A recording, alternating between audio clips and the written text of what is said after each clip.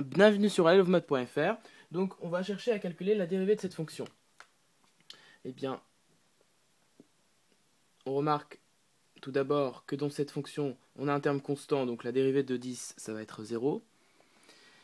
Et ici, on remarque qu'on a un produit de fonction. Donc, premier réflexe, ça va être de poser u de x.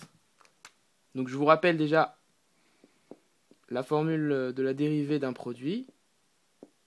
Ça va être u'v plus uv'.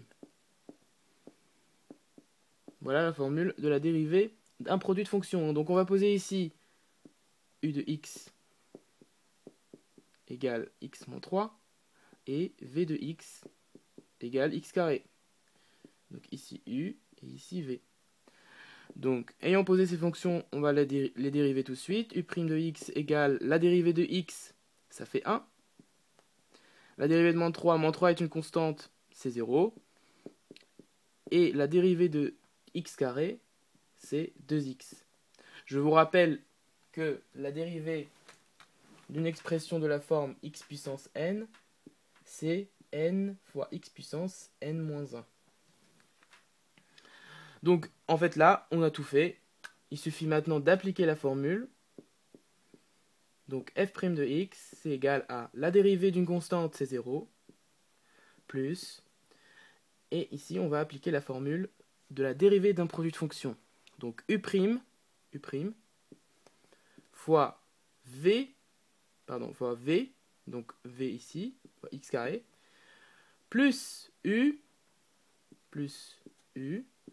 x moins 3, hein, on a posé u égale x moins 3, fois v', fois 2x. Ce qui nous fait donc 1 fois x carré, ça fait x carré, plus 2x facteur de x moins 3.